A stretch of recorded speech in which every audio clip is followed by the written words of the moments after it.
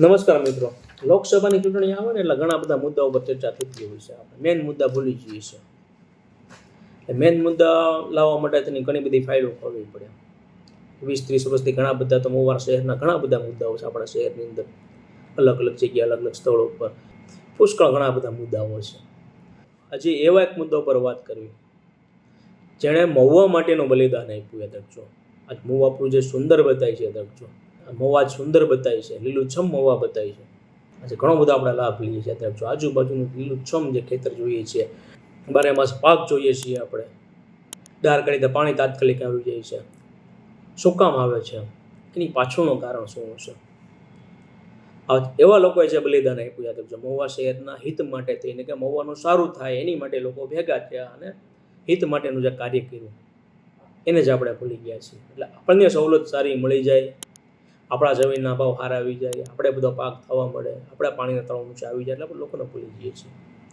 વાત કરું છું, યાદ રાખજો, સમસ્ત કોળી સમાજમાંથી આવતા અગ્રણી કોળી જ્ઞાતિ.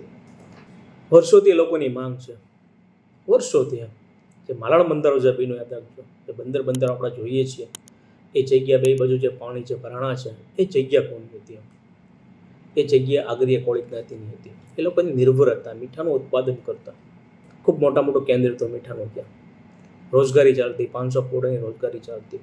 લોકો મીઠા ઉપર નિર્ભર રહેતા ત્યાંના લોકો. આજે એના આગળ જે છીનવાઈ ગયા છે, આપી દીધા છે.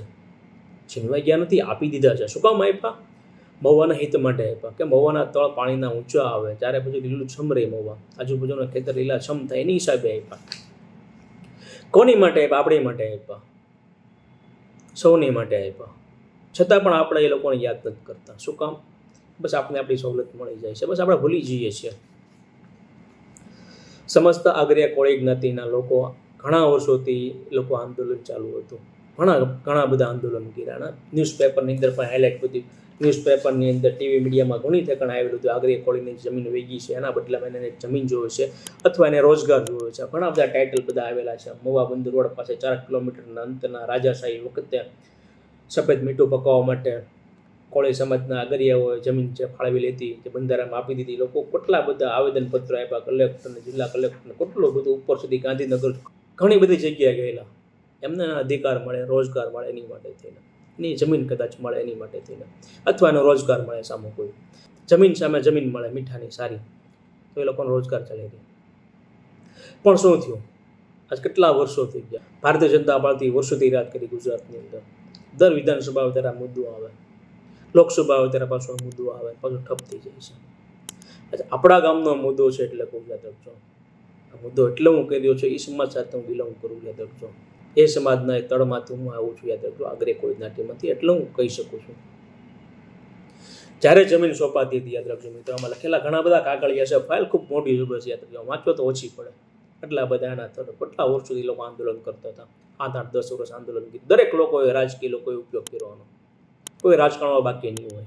ઘડીક આમ લઈ જાય, ઘડીક આમ લઈ જાય, ઘડીક રેલી કઢાવવાનું, ઘડીક અહીંયા આવેદનપત્ર આપવાનું, આ નેતા પાસે જઈને, આ નેતા પાસે, બધા દરેકની પાસે ગયેલા. ઘણા બધા મોટા કાગળિયા છે. વાંચવા જઈએ તો સવાર પડી જાય, એટલું બધું છે. આ લોકો યાદ રાખજો, બહુ મોટું બલિદાન મહુવા શહેર માટે. આજુબાજુના ખેતરો લીલાછમ, વાડીઓ લીલીછમ, પાણીના તળ ઊંચા. મહુવા શહેરની અયોધ્યા બનાવ્યું, યાદ રાખજો મિત્રો. જેવી રીતના નરેન્દ્રભાઈ મોદી અયોધ્યાની અંદર રામ મંદિર જે બનાવ્યું ને, એવી રીતના જ મહુવા શહેરની અંદર આ લોકોએ મહુવા શહેરને અયોધ્યા બનાવ્યું. એક મંદિરની સ્થાપના કરી ભગવાન રામની. ભગવાન રામના પગપાળા ચાલ્યા લોકો. આપો, કોની માટે આપો? લોકો માટે આપો. અમારું ભલે વયું જાય, છતાં પણ લોકો આજે પણ અધિકાર માટે વંચિત છે. એની માટે લોકોએ અવાજ ઉઠાવવો પડશે. કવડો મોટો સમુદાય, સમસ્ત કોળી જ્ઞાતિમાંથી, છતાં પણ આજે એ લોકોનો અધિકાર એને મળતા નથી. બંધારણની જગ્યા છે, બહુ સારું કહેવાય. ત્યાં બંને બાજુ પાણી છે, વર્ષોથી આપણને જે લાભ મળે છે સારું. આજુબાજુ ખેતરવાળાને લાભ મળે છે. મહુવાના પાણીના તળ ઊંચા આવી ગયા, આટલા બધા ઊંચા આવી ગયા, કોમ્પ્લેક્સમાં પાણી ભરાઈ જાય, એટલા બધા ઊંચા આવી ગયા, મીઠા પાણીના તળ થઈ ગયા. છતાં પણ આજે એ લોકો એના અધિકાર માટે, એની જમીન માટે, રાજાશાહી વખતના જે મીઠાનું કામ કરતા મોટા આગરો હતા એ લોકોને, એની સાથે ઘણી બધી કંપનીના પણ આગળ હતા, નાના પ્રાઇવેટ પણ આગળ હતા. એ લોકોનું શું થયું ખબર નથી, પણ આગરિયા સમાજના જે આગળ હતા એ સરકારે પરત લીધા, પાછા લીધા. તમને પાછા આપી ગયો, અમારે જરૂર છે, અહીંયા મોટો બંધારો બનાવવો છે. ત્યારે નરેન્દ્ર મોદી સરકાર હતી ગુજરાતની અંદર. દરેક પણ સમુદાય કબીલાવાળાને જ્યારે બોલાવ્યા છે, લોકોને બેસાડ્યા હશે, સમજાવ્યા હશે કે અગર તમારા પરત લઈએ છે એના બદલામાં તમને કાંઈક આપશું, કોઈ ઘણી બધી બાંહેધરી થઈ હશે. એ સમયની અંદર લોકો પાસે શિક્ષણ નહોતું, જ્ઞાન નહોતું, કોઈ બુદ્ધિજીવી વ્યક્તિ કદાચ હોવું ન જોવે, તો આ ઘટના ન બને. જે આવ્યા છે, સાહેબ આવ્યા છે, કલેક્ટર આવ્યા છે, જમીન આપી છે, સહી સિક્કા કરાવ્યા છે, બધા કાગળિયાની અંદર બધા છે, ફાઇલ મારું કાંઈ કશું છે ને, હું તો વાંચીને બોલું છું. આપ્યા હશે, ઘણા બધા નારાજ થયા હશે, 2-3 જણા કદાચ 4-5 જણાએ સહી નહીં કરી હોય, એના બદલામાં આપણને શું મળશે, આપણી રોજગારી એવી જશે, ઘણો બધો અવાજ ઉઠ્યો હશે સમયની. છતાં પણ લોકો, અશિક્ષિત લોકો, શિક્ષણનો અભાવ, અને લોકોએ આગળ આપી દીધા. ચાલો મગોનું ભલું થાય છે, આપીએ. છતાં પણ આજે પણ એ લોકો કહેતા નથી કે અમારા આગળ અમને પાછા આપી ગયો.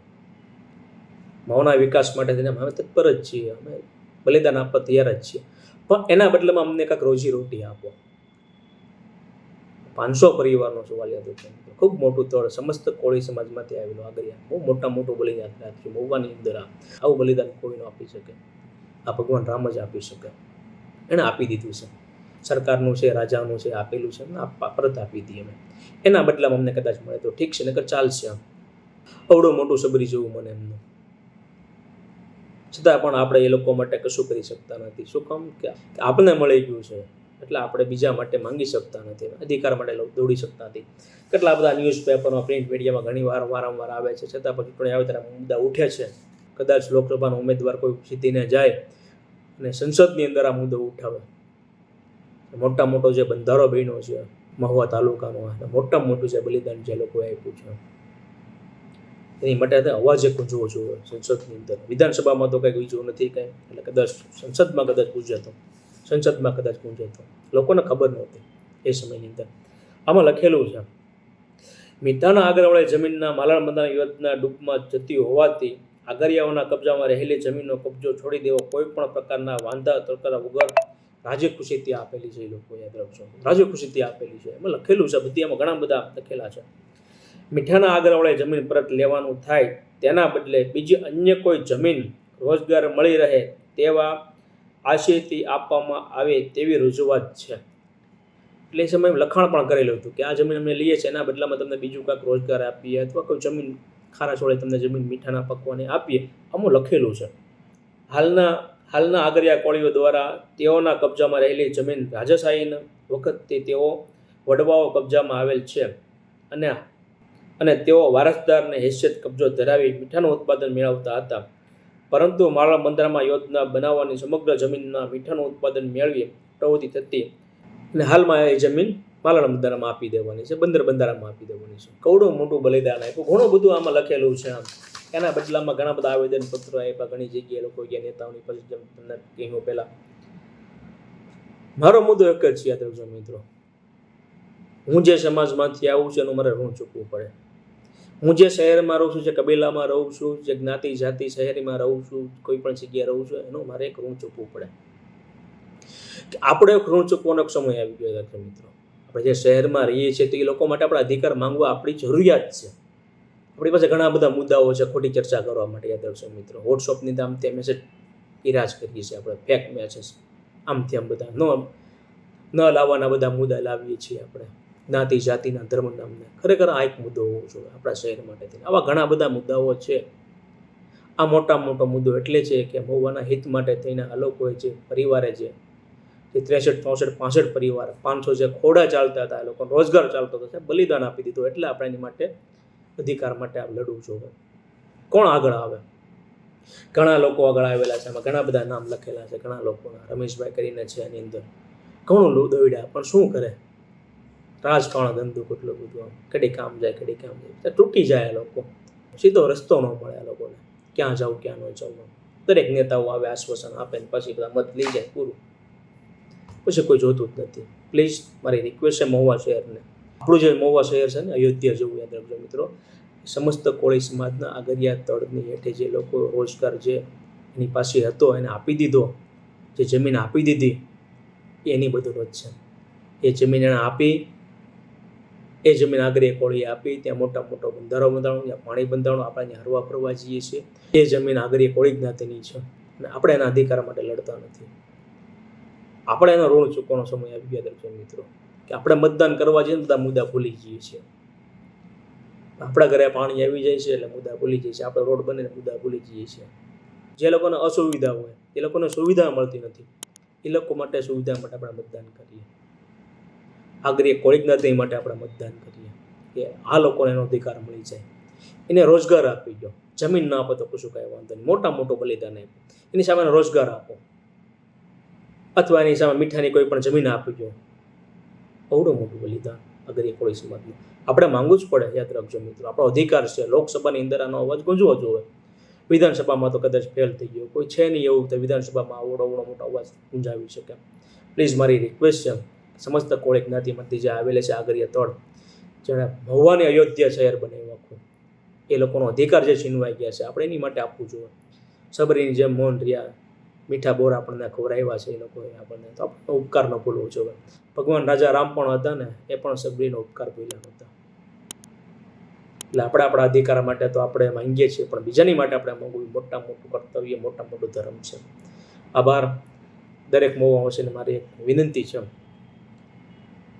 આપણા અધિકાર તો આપણને મળે, બીજાના અધિકાર માટે આપણે લડીએ અને માંગીએ, એ જ મોટા મોટું ધર્મ. આભાર. Thank you.